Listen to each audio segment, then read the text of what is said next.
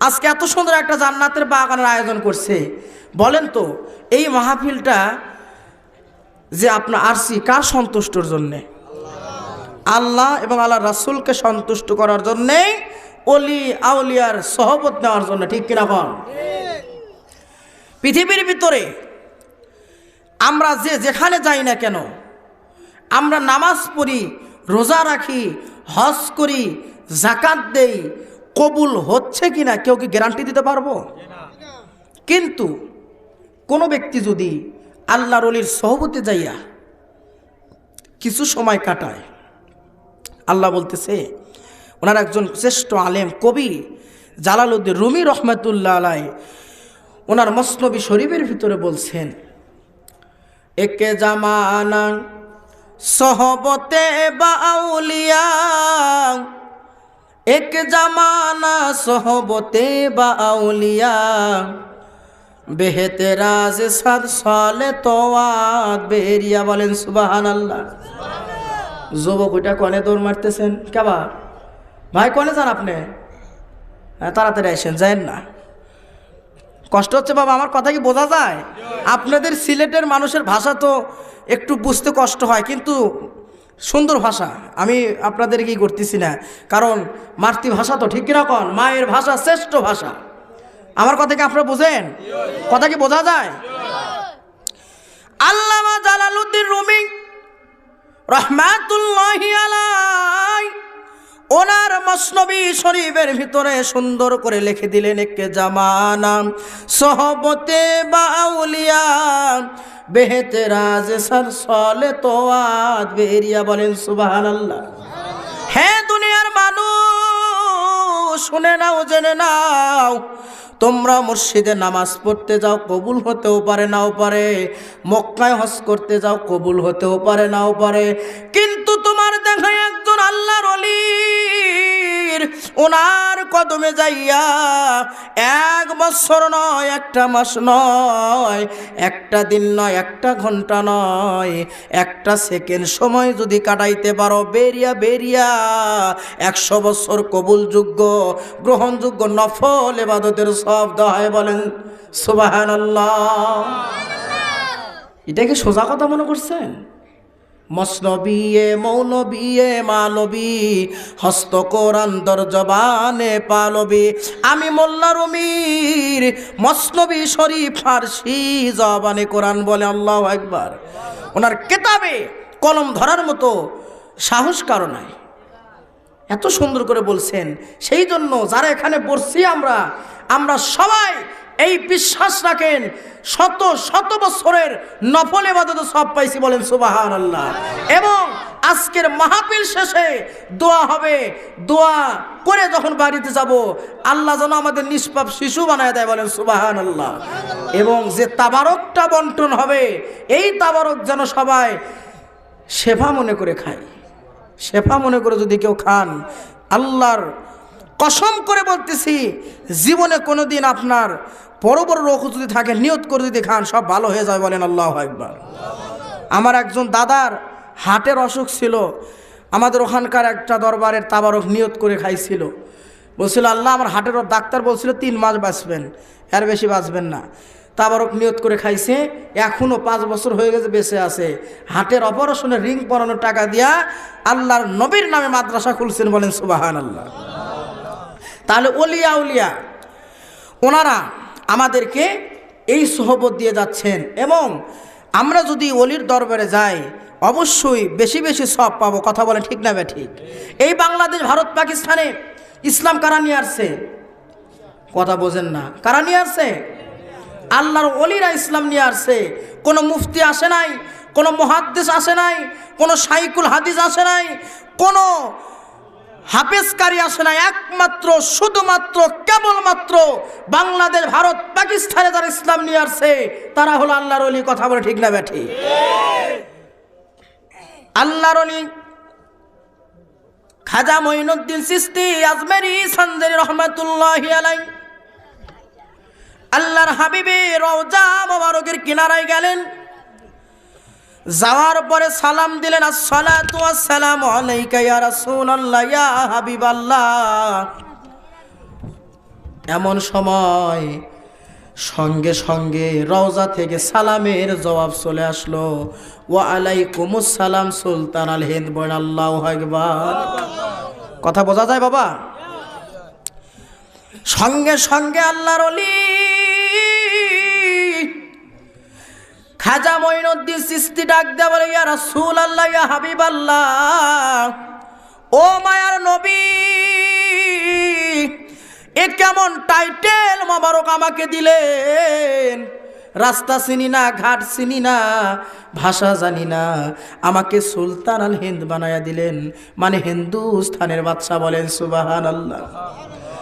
লম্বা কাহিনী সংক্ষিপ্ত বলতে যে সময় অল্প। আল্লাহর হাবিব বললেন, মঈনুদ্দিন, তোমার ভাষা জানতে হবে না, তোমার রাস্তাঘাট চিনতে হবে না, তুমি চক্ষুটা বন্ধ করে দাও এবং হিন্দুস্থানের হিন্দুদের হেদায়েতের উসিলা হবে তোমার নুরানি মোবারক চেহারা। বলেন সুবহানাল্লাহ।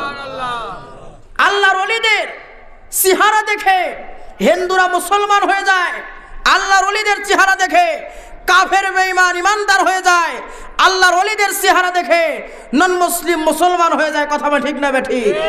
আমাদের মতো কিছু ডের ব্যাটারি মুন্সির মুখের ওয়াজ শুনে ইমানদার কোন বেঈমান হয়। কথা বলে ঠিক নাকি? আছে কিনা সমাজে? আছে কিনা? মুসলমান বাবাজি বোঝার চেষ্টা করেন। আল্লাহর হাবিব বললেন, মঈনুদ্দিন, চক্ষুটা বন্ধ করে দাও। আল্লাহর ওলি চক্ষুটা বন্ধ করলেন। নবী বললেন, চক্ষুটা খোলো। চক্ষুটা খুলে দেখে ছিলেন হলো মদিনায়, আল্লাহর নবী রওজা মোবারকের কিনারায়। চক্ষুটা খুলে দেখে দিল্লির আয়না সাগরের কিনারায়। বলেন সুবহানাল্লাহ। তুমি তো মালিকুল কাদির, কত বাদশারে বানাও ফকির, এসব তোমার কুদরতের পার। আল্লাহ পরোয়ার, গুনাহ খাতা মাফ করো আমার। বলেন গুনাহ খাতা মাফ করো আমার। আল্লাহ পরোয়ার, গুনাহ খাতা মাফ করো আমার। মুসলমান বাবাজি বোঝার জন্য চেষ্টা করবেন। আল্লাহর নবী চক্ষুটা খুলতে বললেন, ছিলেন হলো মদিনায়। চক্ষু খুলে দেখে রাসূল দিল্লির আয়না সাগরের কিনারায়। এমন সময় তখন কি কোনো প্লেন ছিল? বলেন তো দেখি। প্লেন থাকলে তো 8-9 ঘন্টার নিচে আসা যাবে না। 1 সেকেন্ডের ভিতরে মদিনা ছেড়ে চলে আসলেন দিল্লির আয়না সাগরের কিনারায়। এইটাই হলো আল্লাহর নবীর মুআজিজা। বলেন সুবহানাল্লাহ। ওই জায়গার ভিতরে 1 নয় 2 নয় 40,000 ব্রাহ্মণ ছিল। সবাই যখন আল্লাহর ওলি নূরানি মোবারক চেহারার দিকে তাকাইছে, সবাই চিন্তা করতেছে, এত সুন্দর একটা চেহারার মানুষ, ইনি যে ধর্মটা পালন করে ওইটাই মনে হয় আসল ধর্ম। বলেন সুবহানাল্লাহ। চলো চলো যাই, আমরা সবাই যাইয়া ওনার ধর্মটা গ্রহণ করে নেই। সবাই যাইয়া আল্লাহর ওলিকে ডাক দেয়া বলে, ও আল্লাহর ওলি, আমাদেরকে একটু পড়ায়া দেন লা ইলাহা ইল্লাল্লাহু মুহাম্মাদুর রাসূলুল্লাহ। বলেন সাল্লাল্লাহু আলাইহি ওয়াসাল্লাম। মুসলমান বাবাজি বোঝার চেষ্টা করেন। উনি যখন 40,000 হিন্দুকে মুসলমান বানাইলেন, এই খবর চলে গেছে হলো বাদশার কাছে। কার কাছে? হুজুর, ব্যবসা মনে হয় বন্ধ হয়ে যাবে। কেন, কি হয়েছে? কোথায় থেকে মুসলমানের ফকির আসছে, ইসলাম প্রচার করতেছে, হিন্দুদের মুসলমান বানাইতেছে। ঠিক আছে, তাকে গ্রেপ্তার করার ব্যবস্থা করতেছি। 16,000 সেনাপতিকে পাঠাইলেন। কয় হাজার? মানুষ কয়জন? দিল্লির বাদশার মনেও ভয় ঢুকে গেছে। যার চেহারা দেখে 40,000 ব্রাহ্মণ মুসলমান হয়ে যায়, এ কোনো সাধারণ মানুষ হতে পারে না। কথা বলে ঠিক না বেঠি? 16,000 সেনাপতি এসে দেখে আল্লাহর ওলি খাজা বাবা, উনি আল্লাহর জিকির করতেছেন, চতুর্দিকে ঘেরাও করে ফেলছে। এমন সময় আল্লাহর ওলি ডাক দেয়া বলে, সেনাপতির দল, তোমরা কেন আমার কাছে আসছো? বলে, আপনাকে গ্রেপ্তার করার হুকুম হয়ে গেছে। ঠিক আছে বাবা, তোমরা যেহেতু আমাকে গ্রেপ্তার করবা, একটু বসো। মেহমান আসলে খেদমত করা লাগে কিনা? আপনারা হাসতেছেন, আপনাদের কষ্ট হচ্ছে? ছেড়ে দেব? এটা জান্নাতের বাগান, হাসাহাসি করা যাবে না।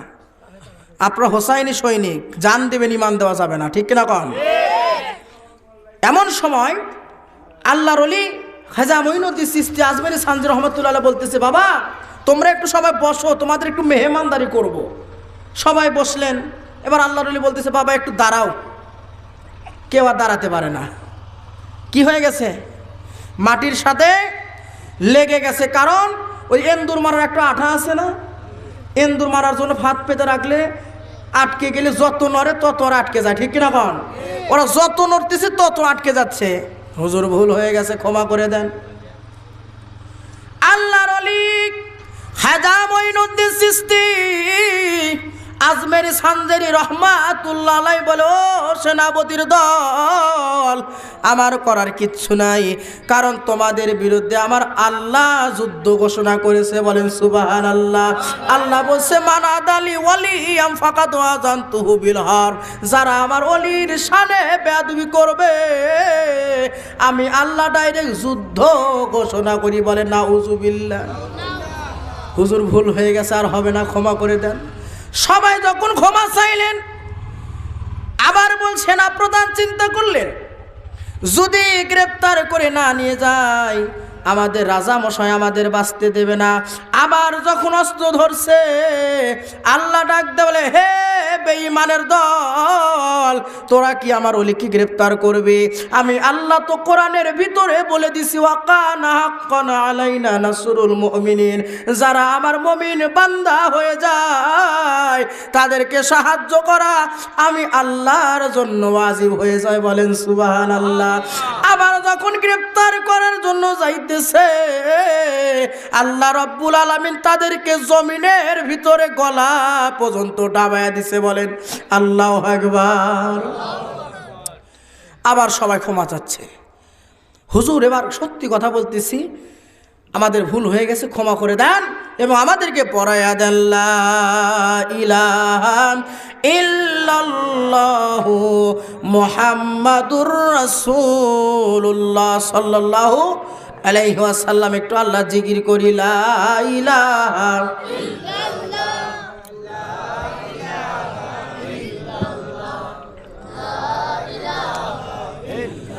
লা ইলাহা লা ইলাহা ইল্লাল্লাহু মুহাম্মাদুর রাসূলুল্লাহ সাল্লাল্লাহু। কষ্ট হচ্ছে বাবারা? মুসলমান বাবাজি বোঝার চেষ্টা করেন। আল্লাহর ওলি খাজা মঈনুদ্দিন রহমাতুল্লাহি আলাইহি উনি যখন ওযু করার জন্য আয়না সাগরের কিনারায় গেলেন, যাওয়ার পরে এক লোটা পানি নেবে, দিল্লির বাদশা বলতেছে, হে আমার সেনাপতির দল, ওই মুসলমানের ফকির যেন এক লোটা পানিও না নিতে পারে, সবাই পাহারা দাও। আল্লাহর ওলি পানি নেওয়ার জন্য যাবে। এবার সেনাপতিরা ডাক দেয়, বলে না না না, আপনাকে পানি দেওয়া হবে না, কারণ আমাদের হুজুর আমাদের নিষেধ করে দিছে। কি করে দিছে? খাজা মঈনুদ্দিন বলে, হে ইহুদির দল, পানি তোরা কে নিষেধ করলো? পানির মালিক হলো আমার আল্লাহ।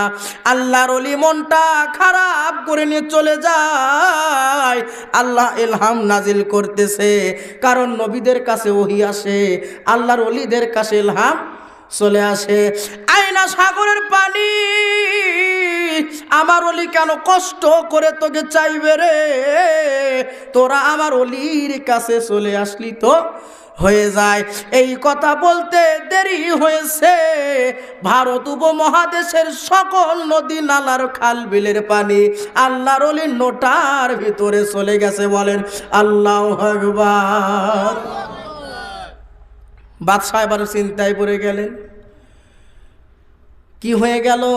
আমরা তো পানি ছাড়া মারা যাব, পশু পাখি কষ্ট হচ্ছে, ছোট ছোট বাচ্চাদের কষ্ট হচ্ছে।